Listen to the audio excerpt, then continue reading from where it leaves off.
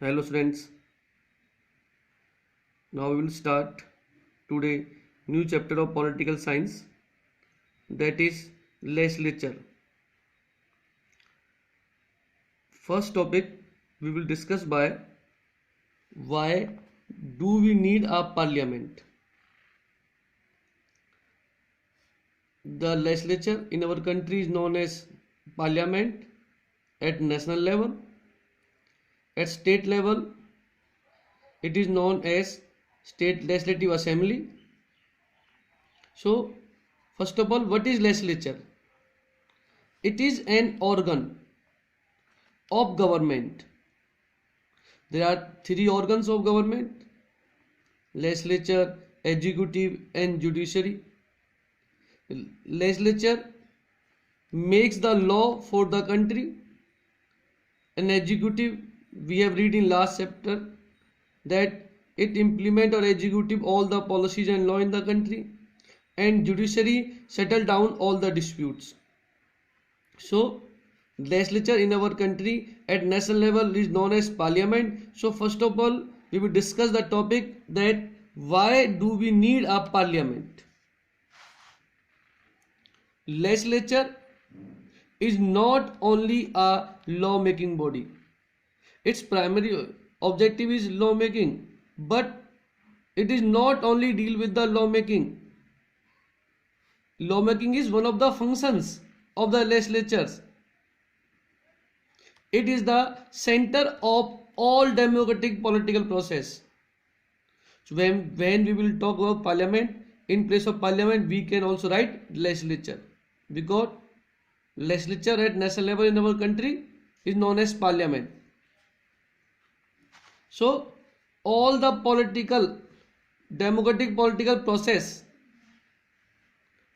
take place in parliament in our country. So we can say that it is the center of all democratic political process. It is packed with action, walkout, protest, demonstrations, unanimity, concern, cooperation. All these serve very vital purpose. All these actions are take place in our parliament. Walkout also take place. Opposition parties sometimes walk out. They also do protest and demonstrations. Some parties cooperate to each other. Some parties show the concern about the citizens. All the present political conditions in our country. These are very, very important actions in our democratic country, in the parliament. Actually, indeed, a genuine democracy is inconceivable without a representative, efficient and effective legislature.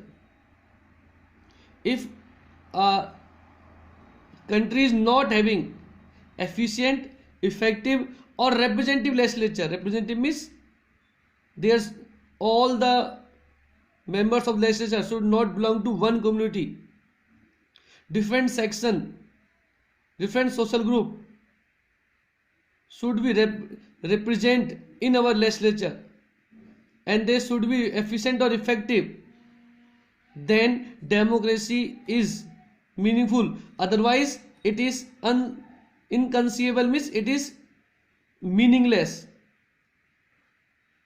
It is just for name. So for real democracy there should be representative, effective and efficient legislature in our country.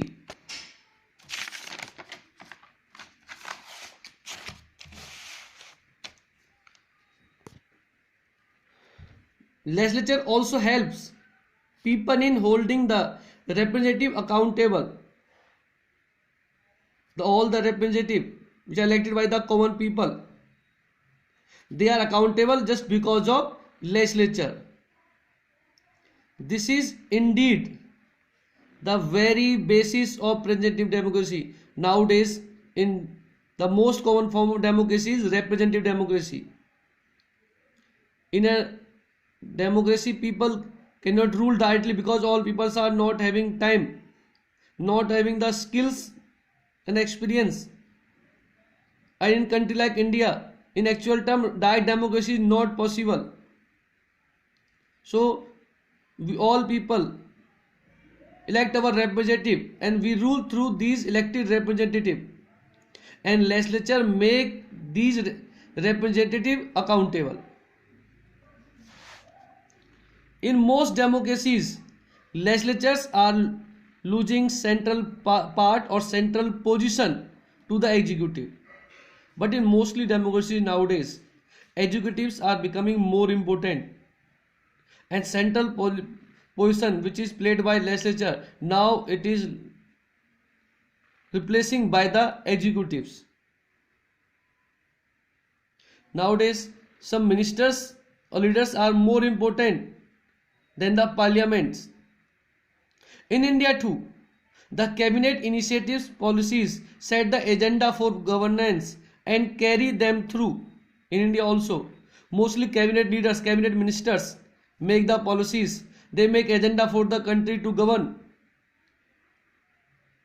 And cabinet ministers run the country. This has led some critics to remark that the parliament has declined. That's why some people criticized the parliament. Some critics said that the role of parliament has started to decline. A strong leader has to face the parliament and answer to the satisfaction of parliament. The leader who is very strong, he has to face the parliament. He has to give all the answers of parliament, because parliament can ask anything from the ministers or the government. Herein lies the democratic potential of parliament. This is the potential of parliament, that parliament can ask anything to the government or executives. Parliament is one of the most democratic and open form of debate in our country. It is the most open and democratic stage of debate and discussion on any important issue regarding the country, on account of its composition. For example, in our country there are two houses, Lok Sabha and Rajya Sabha. Presently in Lok Sabha there are about 545 members. In Rajya Sabha there are 245 members presently. So total about 790 members. So on the basis of its composition, and the members belong to all the communities, SC, ST and all religion, Hindu, Muslim, Christians, all communities and religions and social groups represent in our country. So on account of its composition, it is the most representative. There are three organs of government out of judiciary, executive and legislature. Out of all these organs, legislature is most representative. It is vested with the power to choose and dismiss the government. Legislature has the power to choose and dismiss the government. If most of the members of legislature or parliament if say no to the government, then government has to resign. There are some instances to understand the need of parliament, to understand the power of parliament, what parliament can do. On 28th February 2002, that time Mr. Atal Bihari Vajpayee was the Prime Minister of the country and the Union Finance Minister was Mr. Jaswant Singh. He announced in the Union Budget of proposal an increase of rupees 12 in the price of 50 kg bag of urea. Urea fertiliser का एक type होता है, एक 50 kg का bag आता है, उसका 50 kg bag of urea के लिए पर बैग ₹12 इंक्रीज कर दिया गया in the price of that 50 kg bag of urea, and 5% of total price rise in other fertilizers. Other two fertilizers के अंदर भी other than urea, in other fertilizers 5% of total price were hike. On 11th March 2002, when discussion was take place regarding the union budget, the finance minister, FME's finance minister, had to roll back the increase in the price under intense opposition pressure. On 11th March 2002 को parliament के अंदर finance minister को hike in price in urea, government को fertiliser के price बढ़ाए थे, government को roll back वो पैसे वापस करने पड़े, वो पैसे जो कीमत बढ़ाई गई थी कीमत वापस घटानी पड़ी under intense opposition, because other parties were protesting and opposing this decision of government, and it was written in the Hindu newspaper on 12th of March 2002. On 4 June 1998, again hike in urea and petroleum prices were increased about 50 paisa per kg. Entire opposition stayed a walkout. Mostly all opposition parties came out from the parliament. After 2 days, finance minister to roll back. In 1998 में ऐसा पहला हो चुका था एक बार. In that time, after 2 days, finance minister again roll back to hike in the price. So this is the power of parliament, that government has to roll back the increase in the price of the urea and other fertilizers.